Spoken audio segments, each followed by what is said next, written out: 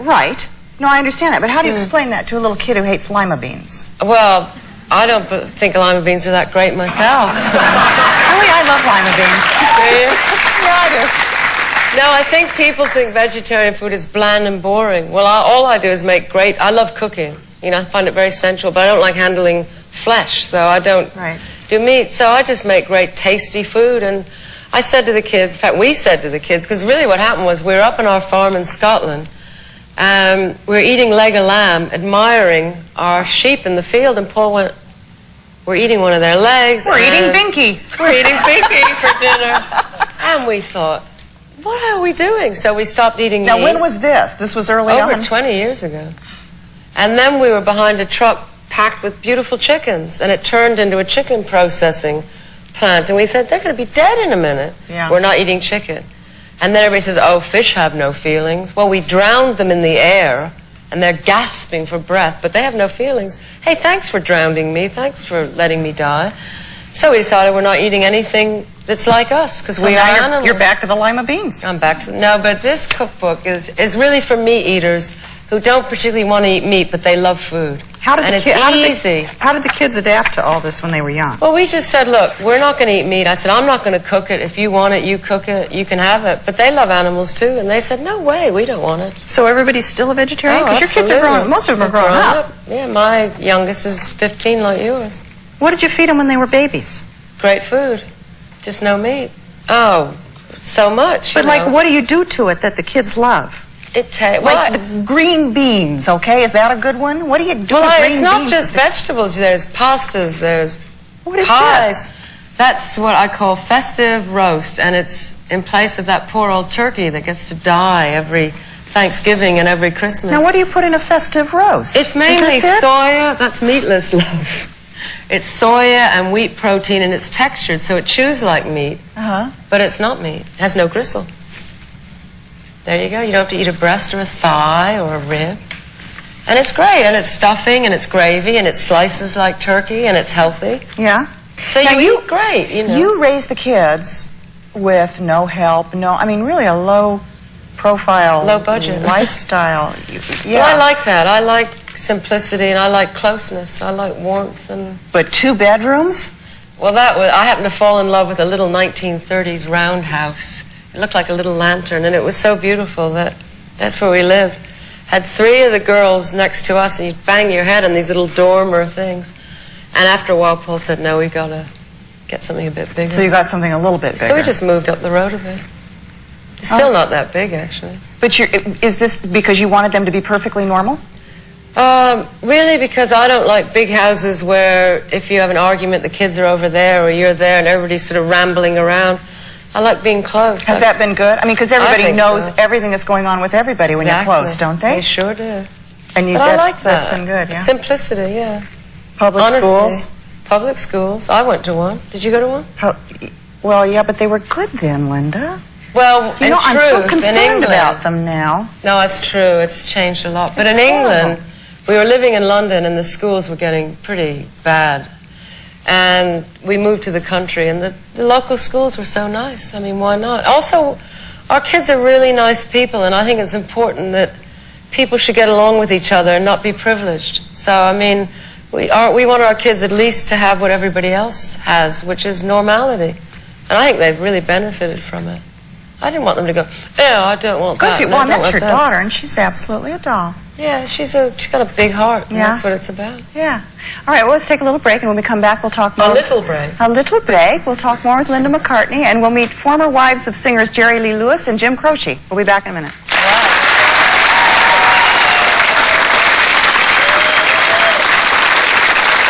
Vicki, they're the top teen stars of today, and they're driving your kids wild. You all have girlfriends? No, I'm single right now. I don't have a girlfriend.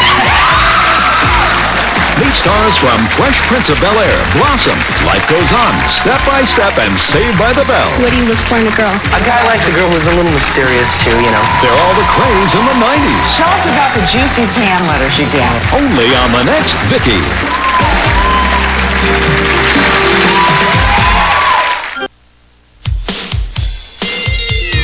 Well, the undertaker drew every side, and on the road, with the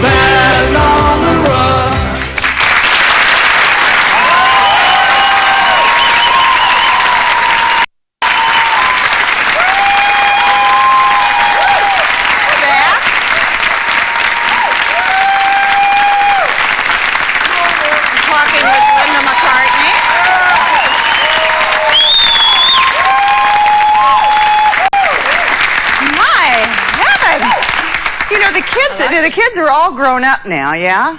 Do they understand when people like mine and your age go berserk over Dad? Yeah, I think so, because they love the music, too. Do they? Yeah. Do they have favorite Beatles songs? Do you have a favorite Beatles song? I love them all. Let me think.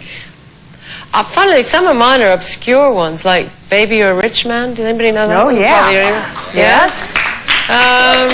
There's not an obscure Beatles song. Is there such a thing? Did you know that one? Yeah. Oh, all right, all right. Yeah. Oh, I love them all. I love them all. Yeah, good music. You guys are going on tour again. Yep. What is that like? Well, we have such a good band right now. We just got a new drummer who's so good. It's fun now. It's great. I mean, Paul is such a great performer. It would be terrible not to do it. Or as they say in England, rude not to. And now what exactly do you do? What is your job? Cooking. No, do you go on stage? Yeah, I do a bit of keyboard, a few harmonies, a bit of that. Do you love it? I like it. I don't love it, but I like it. You know, I'm not a natural, I don't think, like he is, but I do, you know, I like it. But he likes to have you there, yeah? Oh, yeah. Well, we're such good friends. We might as well be together. Yeah. And now, are you touring around with the book now? Yeah. It's just out. Yeah, and we just finished a new album, which is coming out. So that's really why we're going on tour. Which will be called what? Off the Ground is what it's called. Off the ground, like all of us. Who had a question? Yes, stand up. Linda, I think being married to Paul McCartney, wow, what an artist and what an ego, perhaps. You're an artist too. How does that fit in, and does he support you in what you do? Yeah, he does, and I haven't got a big ego, so I'm all right, you know. You don't It's have that big. You don't have a big ego at all? No, I really lost my ego a few years ago. I mean that really. I think life isn't about egos. It's about living and kindness and, you know, just experiencing things. Is it because you had to? I think I just grew, and I think I became more spiritual. I think going vegetarian makes you more spiritual. Stop it. I have to. We need to stop it. If I start eating my lima beans, I won't care what anybody thinks about me anymore at all. Is that what you're telling me? I became more spiritual, really, and I sort of... From the lima beans? From the lima beans. Yeah? And the corn. It's a religious movement, kids. Yeah, stand up. What is your question? Hi. Whatever happened to Susie and the Red Stripes?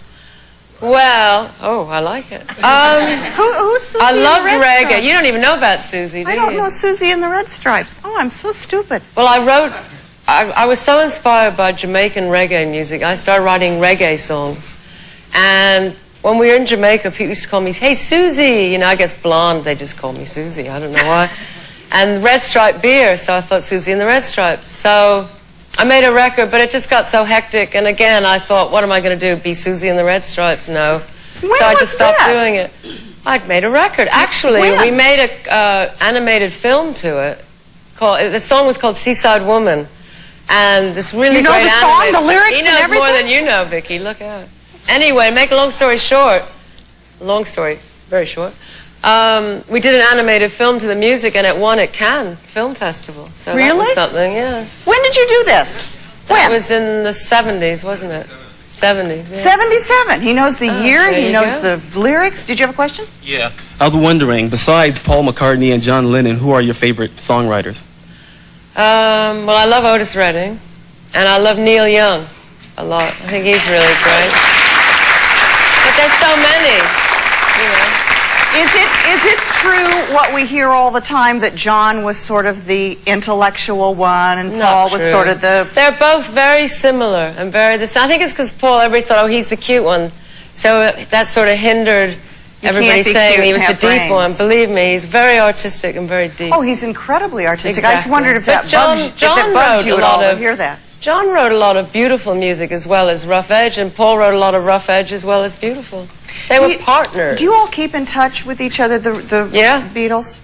Yeah? Very much so. More now than ever, I think. You suppose they'll ever get together again?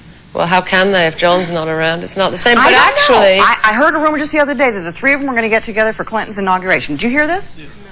Well, I voted for him.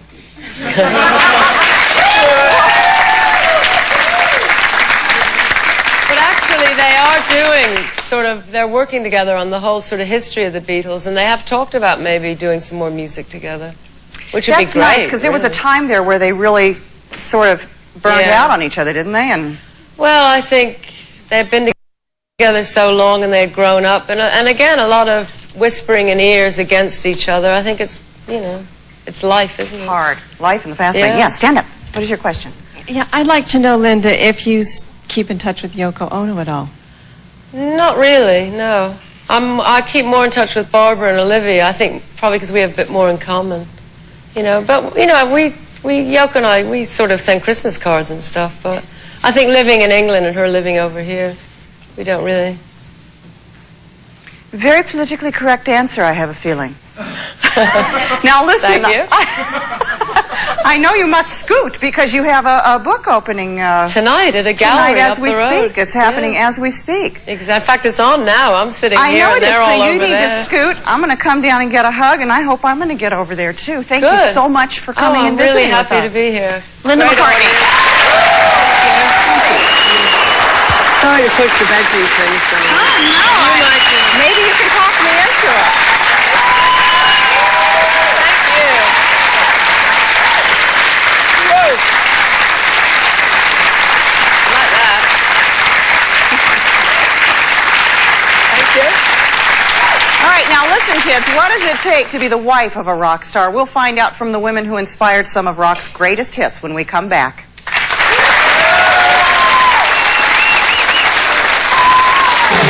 Say, do you have some funny or goofy home videos that you would like to share?